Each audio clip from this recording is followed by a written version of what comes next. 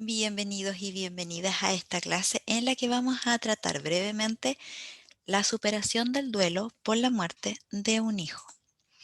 En esta clase lo que vamos a abordar tiene que ver justamente con un concepto de lo que es el duelo, cómo traspasa el duelo a lo que tiene que ver con la familia, cómo se asumirá la pérdida de un ser querido, cómo se va a reorganizar el sistema familiar, qué pasa con este proceso de aflicción que vive la familia, cómo es la muerte de un hijo, los estilos de comunicación en el sistema familiar, quizá esto puede hacer que sea más llevadero el duelo o menos llevadero el duelo, y finalmente vamos a ver el trabajo con la familia. Vamos a comenzar entonces con lo que tiene que ver con el duelo. Los seres humanos, desde que nacemos, estamos internalizando que vamos a morir en algún momento. Sin embargo, no es un aspecto que tengamos presentes todos los días, ni tampoco es un aspecto que nosotros lo vinculemos al resto de las personas que están a nuestro alrededor, en el sentido de que no nos levantamos pensando que mi padre o mi madre o mi hijo va a fallecer, a menos de que exista una enfermedad terminal que evidentemente está en la última etapa. Pero de no ser así, por lo general las personas no logramos hacer consciente que la muerte es parte del proceso de vida. Y cuando nosotros hablamos de duelo, por lo general uno suele asociarlo a este proceso de dolor que se vive por la muerte de una persona, de un ser querido. Sin embargo, no es así solamente. Incluye la muerte de una persona, de un ser querido, pero también incluye cualquier pérdida que la persona pueda sentir como algo que en ese momento le haya generado un sufrimiento, un dolor psicológico que le generó que en ese momento su rutina haya cambiado, que haya sentido que esa pérdida le generó un sufrimiento. Puede ser desde una relación de pareja, desde un despido de un trabajo que llevaba mucho tiempo, por ejemplo, desde una ruptura de amistad, la amiga o el amigo no están muertos, pero sin embargo la relación murió. Por lo tanto, cualquier situación que genere una pérdida, se va a generar también un duelo. Ahora, si yo me enojo con una amiga, pero esa amiga no era tan importante para mí, probablemente lo pase como quizás una situación que no tiene mayor importancia o mayor impacto en mi vida. ¿Cuándo la persona va a generar un duelo? Cuando la situación que se ha perdido tiene una carga afectiva. Es decir, es importante para ese ser humano. Puede, inclusive en los niños, puede ser una mascota que obviamente haya querido mucho, que haya compartido con ella y el animalito, por ejemplo, falleció y el niño puede generar un duelo porque efectivamente hay una carga emocional que está a la base de esta relación, por ejemplo, con un animalito. El duelo de por sí es una situación y es una reacción normal que los seres humanos necesitamos pasar para poder internalizar y procesar la pérdida. Es un proceso que va por etapas y que cada ser humano lo va a vivir de una forma diferente. Va a depender de si es una pareja, si es un hijo, si es un empleo, lo que sea. Cada ser humano tiene una intensidad diferente, inclusive por ejemplo, en padres que hayan perdido a un hijo, la intensidad también va a ser diferente. Ya sea si lo queremos ver desde un aspecto biológico, que la madre tuvo a su hijo en su útero, por lo tanto tiene una relación más cercana con el hijo, como puede ser inclusive que quizás la madre no haya sido tan cercano al bebé o al niño en términos de quizás de emoción y quizás haya sido el padre y el padre se vea mucho más afectado que la madre. También hay otros aspectos que tienen que ver con ámbitos sociales en donde hay sociedades en las cuales los hombres se les invalida el que puedan expresar libremente los sentimientos hacia las demás personas. No es que no quieran, sino que expresar, llorar libremente en algunas culturas, sobre todo las machistas, donde se ve que llorar es un signo de debilidad. Por lo tanto, muchas veces los padres toman el rol de, cuando es la muerte de un hijo, de sentir obviamente el dolor que eso significa, pero en vez de manifestarlo, lo que hacen es eh, tratar de reorganizar la familia, de nuevo, ser el pilar para contener a la madre, por ejemplo. Entonces, cada ser humano va a vivir su duelo dependiendo de sus características de personalidad, del entorno, de la cultura, de todos los factores que puedan influir obviamente en que la persona quiera expresar lo que está sintiendo de una forma u otra. Cuando nosotros hablamos de pérdidas, siempre y cuando sean importantes, va a generar un trauma. Un trauma implica cualquier situación que un ser humano está viviendo, pero que en ese momento siente que no tiene ninguna estrategia psicológica o ninguna forma de afrontamiento o mecanismo de afrontamiento para poder generar una solución o generar lo que implica la resolución de esta problemática o de esta situación, y hace que posterior al suceso la persona sienta que su vida cambió, que tiene sufrimiento. Todos esos aspectos conllevan un trauma. Un trauma siempre va a ser una situación que se va a mantener en el tiempo y que la persona no sepa cómo salir adelante de esta situación. Cuando nosotros hablamos del proceso de duelo y la familia, cuando nosotros hablamos de una pérdida, las pérdidas cuando son importantes en ese ser humano genera un cambio en cómo está viviendo hasta ese momento. Inclusive los significados que le da la vida, todo se ve alterado, porque quizás hasta ese momento eran una familia feliz, salían al parque y de repente, por ejemplo, por un accidente su hijo fallece. Él empieza a aparecer rabia, inclusive si es que tenía alguna religión específica o, por ejemplo, si es que estaban felices como pareja, ahora hay una ruptura.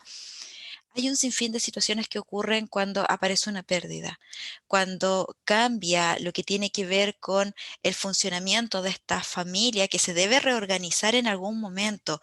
Al principio no, porque es un shock, ya lo vamos a ver más adelante, pero evidentemente es necesario que se trate de reestructurar a través de lo que implica también aceptar esa pérdida. El proceso de duelo por lo general puede facilitar también el encontrar una nueva identidad y encontrar un nuevo sentido a la vida. ¿En qué sentido? Cuando una persona, por ejemplo, está con una relación de pareja que quizás, por ejemplo, es demasiado, hay mucha agresión, hay mucho dolor, hay mucho maltrato y porque el hijo falleció, por ejemplo, por una enfermedad o por un accidente, la familia que queda o los padres se aferran mucho más.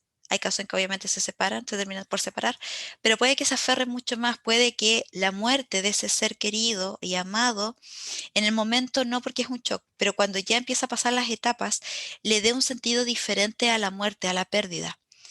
Ya no la va a ver con tanto dolor. Quizás fue la forma que ese hijo o esa hija les está dando la posibilidad a los padres, por ejemplo, de volver a amarse, de volver a reencontrarse. Todos estos procesos pueden ser diferentes en cada una de las familias, pero también puede generar una nueva forma de ver lo que tiene que ver con esta imagen de familia y de cómo se sentían. El duelo por lo general no tiene que ver solamente con trabajar las emociones, el dolor, la rabia, la ira, la impotencia, sino que también implica toda una reorganización en lo que tiene que ver con el sistema familiar, con los roles, cambios de límites, todo eso implica cambios en la familia. El duelo no es gradual ni tampoco es lineal. No es algo que se pase, la primera etapa la vas a pasar a los 3 meses, luego vas a pasar a la otra etapa. No, no es así. Cada ser humano es diferente. Hay veces en que hay avances, a veces hay retroceso, hay fases que se entremezclan porque también va a depender de la intensidad de la situación y de quién haya sido quien haya muerto. Hay diferentes etapas, por ejemplo, tenemos el shock inicial, viene la negación, luego viene depresión, culpa. La culpa aparece sobre todo, la autoculpa, cuando iban en un automóvil, por ejemplo, los padres iban discutiendo, perdieron el control del vehículo y el hijo fue el que falleció. O por el hijo tuvo, por ejemplo, una enfermedad terminal que genéticamente venía desde el padre, por ejemplo, y se culpa porque viene estos genes malos, entre comillas, por parte del padre. Hay culpa entre ellos. Por culpa tuya, tú no lo quisiste llevar a hacer esos exámenes, tú lo quisiste llevar a tal lado, etcétera. Empieza un proceso en el cual la persona necesita expresar que quiere encontrar un culpable, quiere hacer tangible lo que está sintiendo. Hay miedo a que le ocurra lo mismo a la persona, a otra persona cercana, quizás a volverse loco por el dolor que siente, miedo al futuro si no está ese hijo o esa hija que quizás con tanta ilusión la habían traído a este mundo. Puede también aparecer agresión y finalmente viene la reintegración. Asumir la realidad de la pérdida supone acá que tenemos que enfrentarnos con también nuestra propia mortalidad. Nosotros muchas veces vivimos nuestra vida sin detenernos a pensar que nuestra vida puede terminar en cualquier minuto, mucho menos la vida de un ser querido. Sin embargo, cuando aparece, también nos muestra que también nosotros podemos morir. Por lo tanto, es importante también el que enfrentemos nuestra posible muerte, como también el hecho de que la persona amada ya no está. Y no es solamente que no está, no va a volver, ya no está.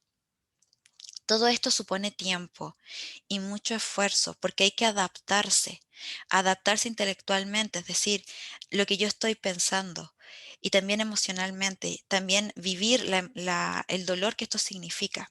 Cuando alguien muere, incluso si la muerte es esperada en caso, por ejemplo, de enfermedades, la negación cobra una gran importancia porque obviamente nosotros no estamos preparados para la pérdida, sobre todo si es antinatura. ¿Qué significa antinatura? Se supondría que somos los hijos los que vamos a enterrar a los padres, no los padres a los hijos.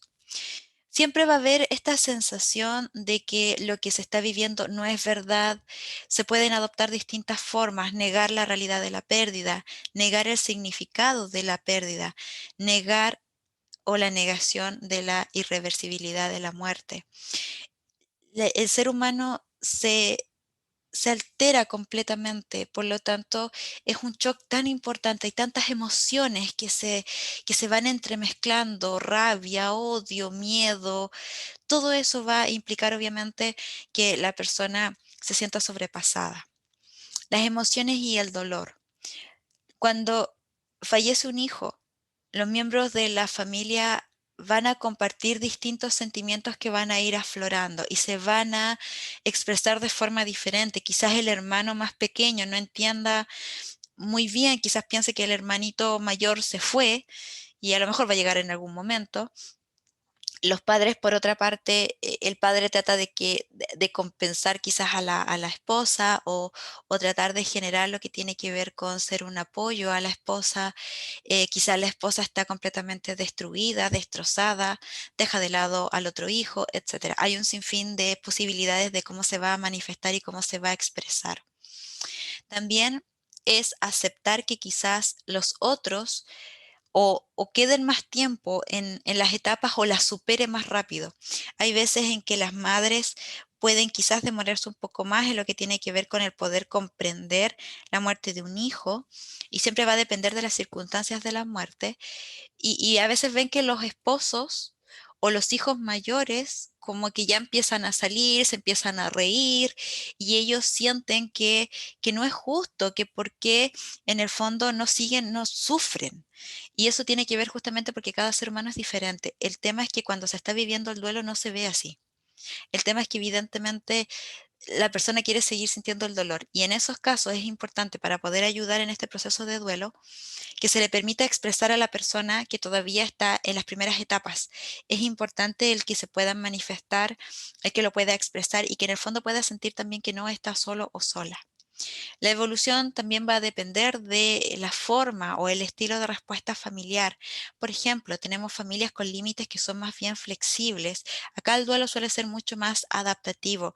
Suelen tolerar lo que son las emociones tanto negativas como positivas, porque evidentemente van a haber momentos en los que va a ser tanto el dolor que todo va a ser negativo, pero hay momentos cuando ya estamos pasando en el tiempo y vamos procesando la pérdida que van apareciendo atisbos de felicidad y poco a poco la persona se va reintegrando. Comparten el consuelo, también los cuidados mutuos. Está la familia con límites rígidos, que son ya familias que generan un duelo familiar mucho más desadaptativo. Por lo general se mantiene el silencio, no se habla del fallecido, se evita cualquier relación con otras personas, evitan todo lo que tenga que ver con el aspecto exterior, tratan de evitarlo por todo lo que ellos puedan. Hay un secreto familiar constante. No se habla del tema, hay que dejar las cosas tal cual. No se potencia lo que tiene que ver con la expresión del dolor, porque en el fondo es preferible como que no se hable para que no surja el dolor. La familia con límites porosos. Son estas familias que presentan justamente esta dificultad para poder tolerar las diferencias entre los seres humanos y la intensidad que significa el expresar una emoción de este tipo. Por lo general no se permite la vivencia individual, todos tienen que ser, entre comillas, como parejo en cuanto a lo que sienten. Por lo general hay mucha dificultad para poder contener a los otros porque sienten que en el fondo todos ya debiesen estar saliendo adelante.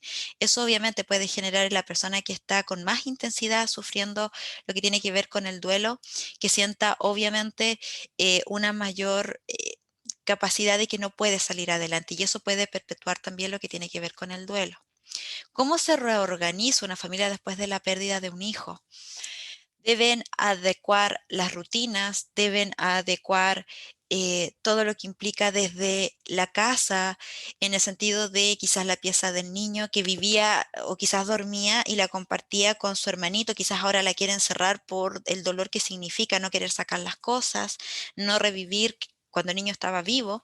Por lo tanto, tienen que reorganizar dónde voy a poner al otro niño o niña que compartía la pieza, por ejemplo. Todo eso implica una adaptación. Todo es nuevo.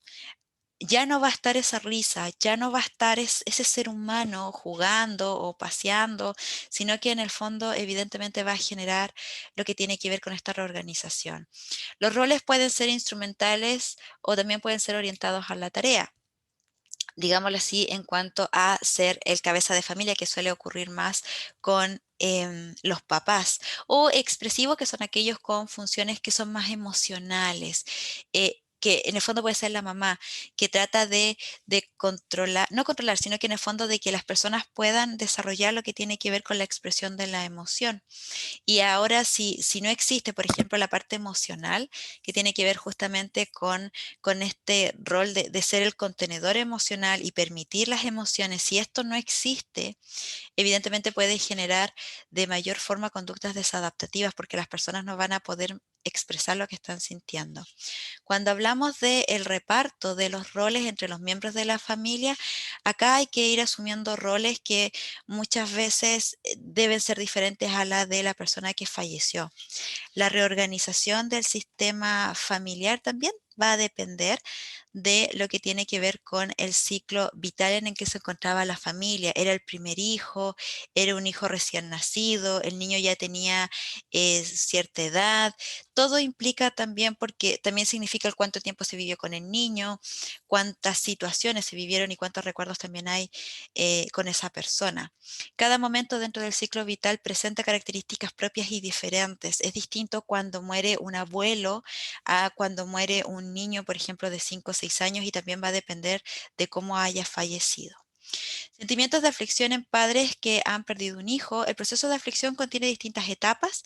La etapa uno tiene que ver justamente con la conmoción o el choque, que tiene que ver con negación, incredulidad, aislamiento también de la realidad. Puede aparecer fatiga, puede aparecer palpitaciones. En la etapa 2 hay una búsqueda, una respuesta, una razón de lo que está pasando. Acá puede haber ira, culpa, hostilidad, sensación de vacío. Luego viene la etapa 3 de una desorientación y esta etapa justamente tiene que ver con con este puente en donde aparece o se va hacia lo que tiene que ver con la reorganización. Y durante este intervalo van a ocurrir cambios paulatinos que obviamente van a ir conduciendo a la actividad normal, poco a poco. La desorientación tiene que ver con que la persona está empezando a retomar su vida y recuerda a ser querido, sufre, pero sigue avanzando. La reorganización es después de un tiempo considerable, cada ser humano obviamente lo va a vivir de forma diferente y obviamente necesitan ya ajustarse a la pérdida y empezar a vivir lo que es su vida normal. Cuando hablamos de la muerte de un hijo, los hijos supervivientes se vuelven el centro de las maniobras que son llamas inconscientes para aliviar los sentimientos de culpa de los padres. También se les suele utilizar como una manera de controlar mejor el destino. Si ya le pasó con uno, no quiere que le pase con los otros. Muchas veces lo sobreprotegen. Hay veces también que los hijos pasan a ser los sustitutos del hijo perdido. También implica que le ponen cualidades del hijo fallecido. Muchas veces inclusive tienen otros hijos u otro hijo para compensar la pérdida. Inclusive hay veces que le ponen hasta el mismo nombre. Y esto también implica que a este hijo o al superviviente o al nuevo hijo, en el fondo, le generan esta sensación imaginaria de que obviamente es el hijo muerto. Y eso obviamente va a costar mucho más generar lo que es el duelo, el término del duelo. Los hijos supervivientes muchas veces pasan a ser invisibles. Por eso se requiere mucho del apoyo, porque los papás están internos en lo que tiene que ver con su propio dolor. Los niños deben lidiar también con temas tabú de la muerte. La muerte es un tema tabú, no se habla porque es doloroso. Por lo tanto, si el niño quiere ir a jugar a la calle, le da como pena el que van a ser felices porque los papás están llorando y la gente los cuestiona, entonces tú no querías a tu hermanito, por eso tú estás riéndote, por ejemplo. Entonces muchas veces los niños se terminan aislando porque no saben cómo reaccionar y no tienen un apoyo para poder generar lo que tiene que ver con el cómo salir adelante también. Los niños intentan buscar sus propias respuestas y desgraciadamente las respuestas también están vinculadas con el momento evolutivo del niño. Si el niño tiene más o menos 6 años o hasta los 6 años tiene pensamiento mágico. El niño puede creer inclusive que los papás lloran por culpa de él, no por la muerte del hermano, porque quizás cree que el hermano se fue y que después va a volver.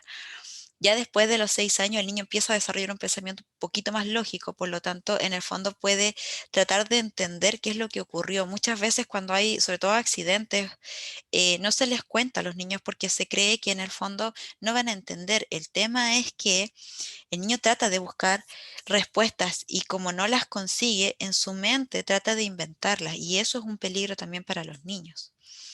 Hay 5 clases de culpa que pueden experimentar los padres que han perdido a un hijo. Está la culpa cultural, que la sociedad obviamente espera que los padres custodien a sus hijos y los cuiden. Si fue un accidente, por ejemplo, tienen esta culpa de que las demás personas los van a culpar por lo que ocurrió. La culpa causal, si un padre ha sido responsable de la muerte del niño por negligencia real o percibida, obviamente puede experimentar este tipo de culpa. También si la muerte se produce a causa de alguna afección hereditaria. La culpa moral, el padre cree que la muerte del niño se ha debido justamente a alguna infracción moral en su experiencia vital presente o pasada. Por ejemplo, que anterior a este hijo haya habido un embarazo interrumpido. Culpa de supervivencia, ¿por qué yo no estoy muerto? ¿Por qué mi hijo sí? Y esto suele ocurrir mucho cuando hubo un accidente y el hijo es el que fallece. Culpa de recuperación, algunos padres sienten culpa justamente porque ya están empezando a salir adelante y sienten que deben llevar el luto eternamente y toda la vida. Los padres que han perdido un hijo se enfrentan a dos retos. Primero, a aprender a vivir sin el hijo o al niño o la niña, lo que incluye una nueva forma de interactuar con la red social, porque evidentemente si antes iban a los cumpleaños y era justo el único hijo que tenían, ya no van a ser invitados obviamente a los cumpleaños o si es que los invitan ya va a ser otra forma de poder interactuar. También interiorizar una representación interna del niño que les sirva de consuelo, recordar al niño. Por un lado, saben que el niño está muerto y por el otro lado no quieren creerlo. Afrontar también lo que tiene que ver con las posesiones del niño muerto, porque en el fondo tiene que ver justamente con esta lucha de creer que está muerto, pero que no está muerto, de que puede volver. Con frecuencia también se presentan emociones intensas como la ira, la culpa, cuando ven, por ejemplo, la habitación de su hijo. Procesar estas emociones es la segunda tarea del duelo. Y las sensaciones de aquellos padres que han sufrido la pérdida de sus hijos. En los primeros días las sensaciones de los padres es que sus propios cuerpos en el fondo van sintiendo esta sensación de dolor. Luego, obviamente, van a crear como una especie de anestésico para poder dejar de sentir lo que están sintiendo, porque es demasiado potente. Viene la desolación y la tristeza, viene la rabia, viene la irritabilidad, viene esta sensación de hiperactividad donde se empiezan a llenar de un montón de tareas para evitar sentir. La muerte de un niño, en el fondo, puede generar también ruptura en la pareja y genera también lo que tiene que ver con las culpas. También los padres suponen este vacío ya no está ese niño, ya no hay esos sueños que se tenían. Obviamente cada padre va a elaborar diferente el tema del duelo. Hay personas que sí, otras personas que generan duelo, por ejemplo, patológico. Los hermanos también suelen sufrir penas prolongadas que se van agudizando, por ejemplo, en los cumpleaños. En ocasiones los padres terminan sobreprotegiendo a los otros hijos. Y es frecuente lo que yo les comentaba anteriormente, que los padres conciban otro hijo para poder reemplazar al que falleció. La pérdida modifica toda la estructura familiar y generalmente requiere de una reorganización. Dentro de los estilos de comunicación familiar acaba a depender de cómo, previamente a la muerte del niño, cómo se comunicaban, ocultaban las cosas, em, trataban en el fondo de generar una manipulación de la información, eran abiertos en cómo se relacionaban, por lo tanto, todo esto también influye en el cómo van a vivenciar lo que es el duelo a nivel familiar. El trabajo con la familia. Hay muchos rituales terapéuticos. Hay un ritual terapéutico de despedida que consta de 3 fases. La fase preparatoria, en la que se expresa la pérdida de forma desestructurada, cómo se siente. Y la fase de reorganización, en la que se siguen conductas propias del luto y se escribe una carta continua al difunto según un ritual prescrito. Se elige algún material, puede ser un juguete o algo, que tenga obviamente un significado especial para la persona que lo adquiere. La fase de finalización, que comprende justamente esta ceremonia de despedida a modo de funeral, un rito de purificación, ducharse, bañarse, etcétera, o un rito de reunión, por ejemplo, una comida con amigos, familiares, y esto también va a permitir que la familia pueda volver poco a poco a integrar lo que tiene que ver con su nueva vida, a integrar la pérdida, sobre todo cuando hay una situación en la cual la persona no se pudo despedir. Y estas son rituales que son muy poderosos y que le permiten a la persona sentir que en el fondo pueden volver a reestructurarse y pueden volver a vivir con este dolor, pero pueden seguir viviendo en el fondo.